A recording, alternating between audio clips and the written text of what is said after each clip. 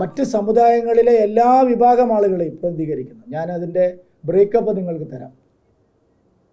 എങ്ങനെയാണ് BJP ഈ പ്രോസസ്സിലേക്ക് എത്തുന്നത് എന്നുള്ളത് വ്യക്തമായ ഉദ്ദേശത്തോടു കൂടി എല്ലാ ജനവിഭാഗങ്ങളെയും പാർട്ടിയിലേക്ക് ആകർഷിക്കുന്നതിന് വേണ്ടി അവരിൽ നിന്നുള്ള നല്ല നല്ല ആൾക്കാരെ സെലക്ട് ചെയ്ത് ആണ് ഈ മണ്ഡലം കമ്മിറ്റികളുടെ പ്രോസസ്സ് പൂർത്തിയാക്കിയത്. അത് കഴിഞ്ഞ് ജില്ലകളിലേക്ക് വന്നു. നിങ്ങൾക്കെല്ലാവർക്കും അറിയാം, സംഘടനാ വികാസത്തിൻ്റെ ദൃഷ്ടിയിൽ ഇത്തവണ 14 ജില്ലാ കമ്മിറ്റികളെ വിഭജിച്ച് 30 ജില്ലാ കമ്മിറ്റികളായിട്ട് ഞങ്ങൾ മാറ്റി. അതിലിപ്പോൾ 27 ജില്ലകളിൽ ജില്ലാ പ്രസിഡന്റുമാരിലേക്കുള്ള നാമനിർദ്ദേശം പൂർത്തിയായി കഴിഞ്ഞു. ഇനി 3 ജില്ലകൾ മാത്രമാണ് ബാക്കിയുള്ളത്. ആ 27 ജില്ലകളിൽ 4 ജില്ലാ പ്രസിഡന്റുമാർ വനിതാ ജില്ലാ പ്രസിഡന്റുമാർ. ഈ തൃശ്ശൂർ ജില്ലയിലടക്കം ഒരു ജില്ലയെ നയിക്കുന്നത് ഒരു മഹിളാ നേതാവാണ്.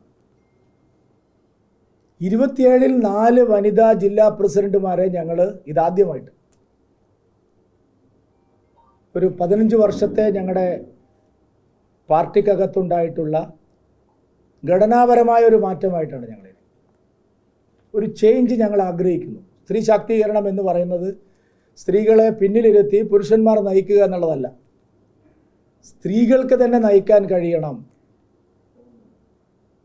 നോക്കൂ, ഞങ്ങളെ വനിതാ ജില്ലാ പ്രസിഡന്റുമാരുടെ ലിസ്റ്റ് നിങ്ങൾ കണ്ടിട്ടുണ്ടെങ്കിൽ ഏറ്റവും എഫിഷ്യൻ്റ് ആയിട്ടുള്ള ലീഡർഷിപ്പ് ക്വാളിറ്റിയുള്ള വനിതകളെയാണ് വെച്ചിരിക്കുന്നത്. അല്ലാതെ സ്ത്രീകളെ മുമ്പിലിരുത്തിയിട്ട് പിൻസീറ്റ് ഡ്രൈവിങ്ങിന് വേണ്ടിയിട്ടുള്ള ആൾക്കാരെ വെച്ചിരിക്കുന്നതല്ല. കാസർഗോഡ് ഞങ്ങൾ വെച്ചിരിക്കുന്നത് ML അശ്വിനി എന്ന് പറയുന്ന ഒരു ചെറുപ്പക്കാരിയാണ്. വിദ്യാസമ്പന്നയാണ്, എഫിഷ്യൻ്റ് ആയിട്ടുള്ള ലീഡർഷിപ്പ് ക്വാളിറ്റി ഉണ്ട്, നല്ല കമ്മ്യൂണിക്കേഷൻ ഉണ്ട്, സമൂഹത്തെ നയിക്കാൻ പ്രാപ്തിയുള്ള ആളാണ്. മലപ്പുറത്ത് ഞങ്ങളൊരു ജില്ലാ പ്രസിഡന്റ് വനിതാ പ്രസിഡന്റാണ്. വളരെ എക്സ്പീരിയൻസ്ഡ് ആയിട്ടുള്ള ഒരു ലേഡി ലീഡറാണ്. അവരുടെ പേര് ദീപ പുഴയ്ക്കൽ എന്നാണ്.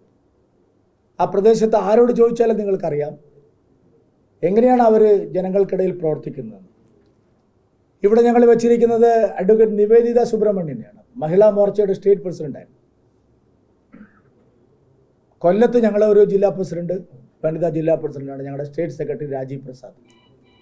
ഏതെങ്കിലും ഒരു പൊളിറ്റിക്കൽ പാർട്ടിക്ക് കേരളത്തിൽ ധൈര്യമുണ്ടോ 14 ജില്ലാ സെക്രട്ടറിമാരിൽ ഒരു വനിതയെ ജില്ലാ സെക്രട്ടറി ആക്കാൻ CPM-ന് ധൈര്യമുണ്ടോ? 14 DCC പ്രസിഡന്റുമാരിൽ ഒരു DCC പ്രസിഡന്റിനെ പണ്ട് കുറച്ചു കാലം നമ്മുടെ ബിന്ദു എന്ന ഒരു കൊല്ലത്തൊരാളുണ്ടായിരുന്നു, കുറച്ചു കാലം ബിന്ദു കൃഷ്ണ. ഇപ്പോൾ കോൺഗ്രസിന് സ്വപ്നം കാണാൻ കഴിയുമോ ഒരു 2 ജില്ലാ പ്രസിഡന്റുമാരെ DCC പ്രസിഡന്റുമാരെ വനിതയാക്കാം? CPM-ന് സ്വപ്നം കാണാൻ കഴിയുമോ ഒരു 2 മഹിളാ നേതാക്കളെ DC സെക്രട്ടറിമാരാക്കാൻ? സാധിക്കില്ല.